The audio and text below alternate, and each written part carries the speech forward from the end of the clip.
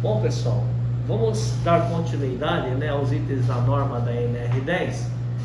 Um dos itens também interessantes e extremamente relevante é o item 10.4, que trata da segurança na construção, montagem, operação e manutenção.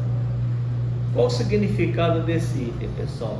Nada mais é do que o seguinte: esse item, na realidade, ele foi concebido, né, essa norma, na norma, para que depois de um projeto concebido, né, você vai ter que construir, montar, operar e fazer a manutenção.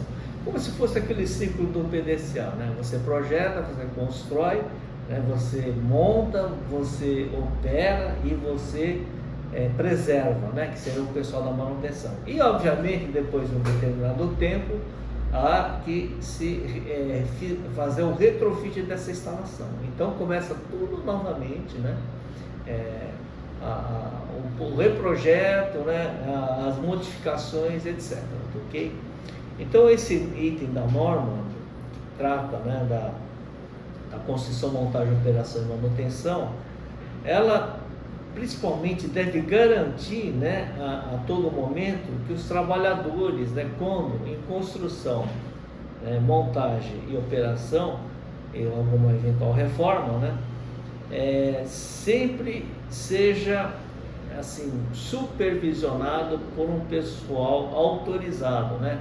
Então a NR10, o que ela fala? Bom, uma vez que você fez o projeto, uma vez que você construiu, montou, etc., né, quem é dentro, né, da organização, dentro de uma planta industrial ou predial de grande porte, o responsável por tudo isso, né? Quem é o profissional autorizado, ok? Então a NR10 ela prevê isso, que tem que ter alguém, né, autorizado, um profissional autorizado, ok?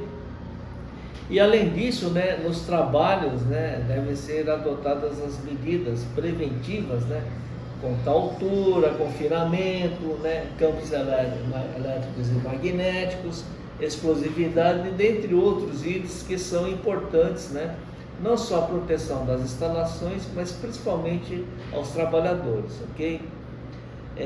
Uma outra coisa que é importante, né, no local de trabalho, tem que ser utilizados, né, dispositivos e ferramentas, né, elétricas compatíveis com a instalação, né?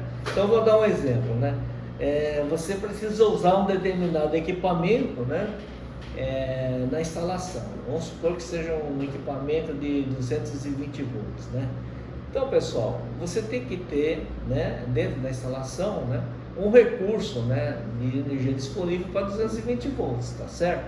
Porque senão fica difícil, né, a execução do trabalho, né, desse profissional, ok? E obviamente, né, seguir as recomendações dos fabricantes, né, dessas ferramentas que você for utilizar, ok? E outra coisa que, né, as instalações elétricas elas têm que ter sempre, né, uma condição segura de funcionamento, ok?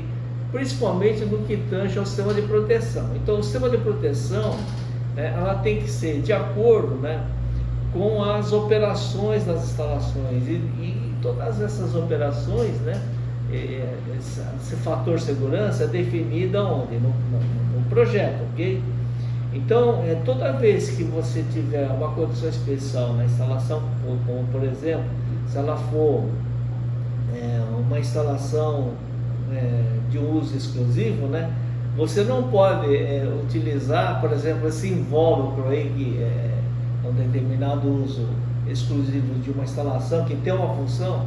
Você não pode chegar lá e começar a armazenar, por exemplo, ferramentas dentro desse invólucro. Vamos dar um exemplo aqui, um painel elétrico, né? O cara fica lá com preguiça, né, de buscar lá o fusível na almoxarifada. O que ele faz? Ele pega, abre o painel elétrico e deixa lá o fusível reserva lá dentro, né? Isso aí, pessoal, é uma coisa que não se deve fazer, tá certo?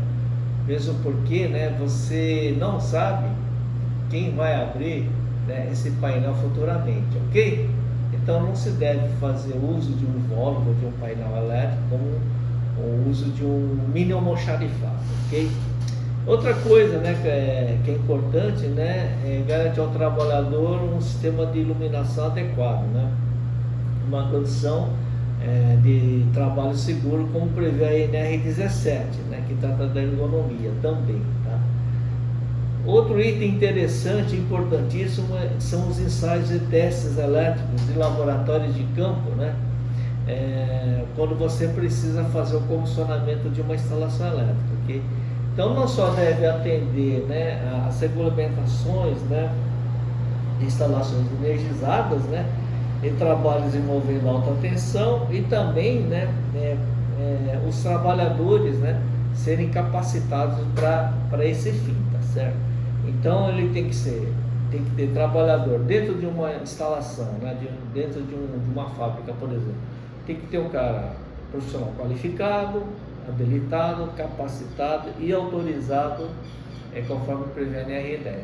Lembre-se que todas essas qualificações, tá, são de responsabilidade da empresa. Não pode esquecer isso, tá, pessoal? Então a empresa, ela tem a responsabilidade, tá, de ter um profissional autorizado, capacitado, habilitado e qualificado, ok? Então, nos próximos vídeos, né, nós vamos tratar, mais para o final do comentário da NR10, né, nós vamos tratar desse item aí de qualificação de mão de obra, ok? Dentro de uma instalação elétrica. É isso.